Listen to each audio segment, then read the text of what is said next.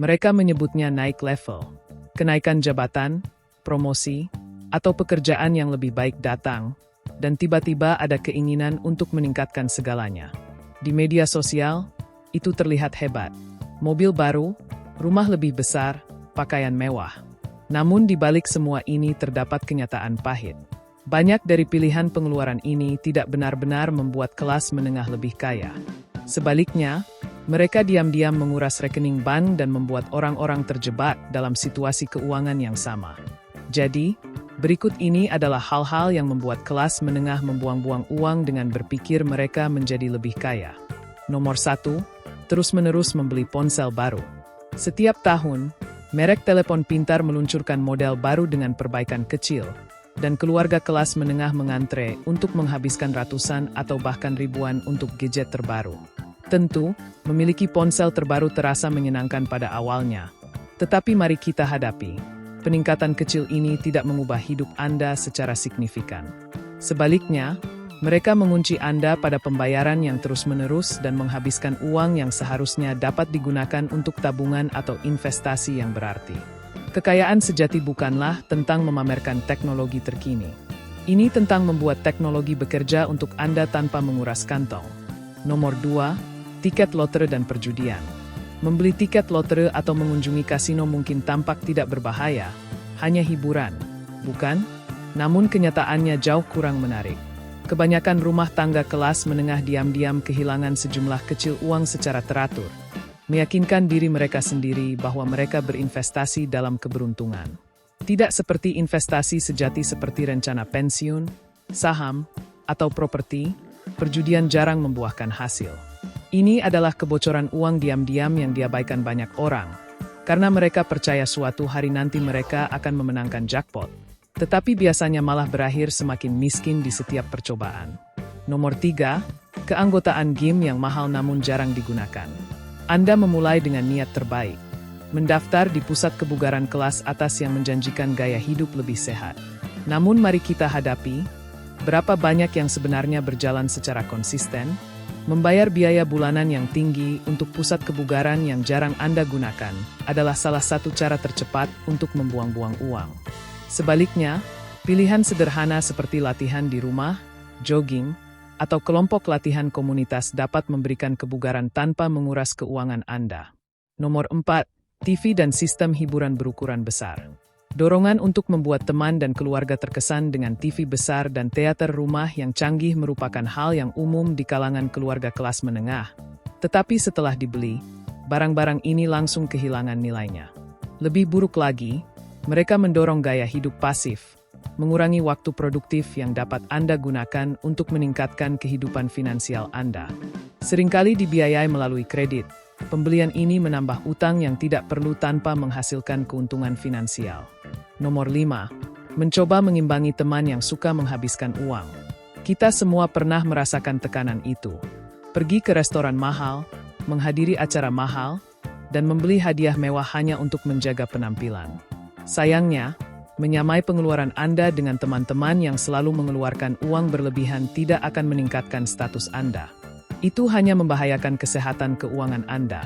Persahabatan sejati tidak mengharuskan pengeluaran terus-menerus, dan dompet Anda tidak seharusnya menderita karena gaya hidup orang lain. Nomor 6, membeli mobil baru secara teratur. Sering membeli mobil baru adalah perangkap keuangan besar lainnya.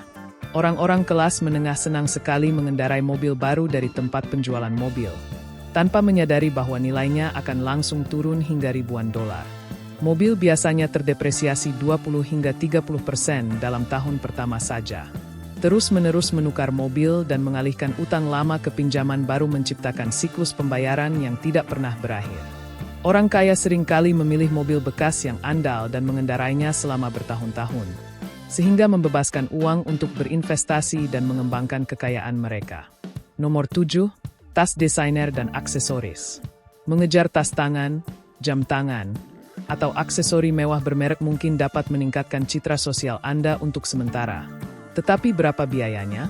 Orang-orang kelas menengah kerap kali membeli merek-merek mahal, karena meyakini barang-barang tersebut melambangkan kekayaan. Namun stabilitas keuangan sesungguhnya tidak memerlukan logo yang mencolok untuk validasi.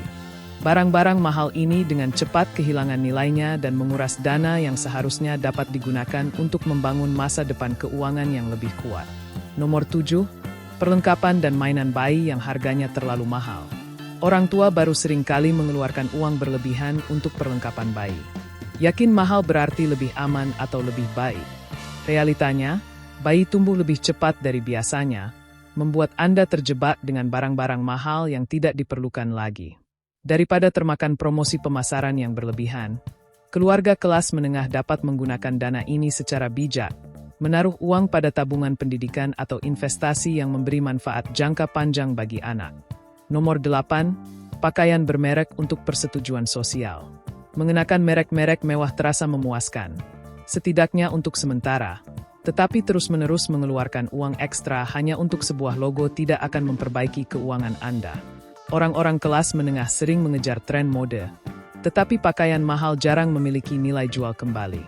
Keyakinan diri dan kesuksesan finansial tidak bergantung pada logo. Mereka mengandalkan pengeluaran yang cerdas dan disengaja. Nomor 9. Perabotan dan dekorasi rumah mahal. Melengkapi rumah Anda dengan furnitur mahal mungkin terlihat mengesankan pada pandangan pertama. Namun, pembiayaan perabotan melalui kartu kredit atau rencana pembayaran menciptakan utang yang tidak perlu. Saat barang-barang ini meninggalkan toko, nilainya turun. Pilihan yang nyaman, terjangkau, dan praktis lebih cerdas dan membantu menghindari tekanan finansial. Nomor 10. Merayakan kenaikan gaji dengan inflasi gaya hidup. Saat banyak penerima penghasilan kelas menengah melihat kenaikan gaji, pengeluaran mereka meroket. Rumah yang lebih besar, mobil yang lebih mewah, liburan yang lebih mewah, uang tambahan itu lenyap secepat kedatangannya. Pola yang disebut inflasi gaya hidup ini membuat Anda terjebak dalam masalah keuangan. Daripada langsung meningkatkan gaya hidup Anda, investasikan kenaikan gaji Anda dalam tabungan, dana pensiun, atau melunasi utang untuk benar-benar maju secara finansial. Nomor 11. Kursus online yang sedang tren namun jarang diselesaikan. Membeli kursus daring yang sedang tren dengan janji kekayaan atau kesuksesan cepat mungkin tampak seperti berinvestasi pada diri sendiri. Tetapi seberapa sering kursus tersebut tidak selesai dan hanya mengumpulkan debu virtual? Tanpa penerapan praktis, kursus-kursus ini tidak memberikan manfaat nyata dan hanya menguras keuangan Anda. Sebaliknya, investasikan waktu Anda pada satu kursus berharga yang ingin Anda selesaikan. Nomor 12. Pernikahan mewah.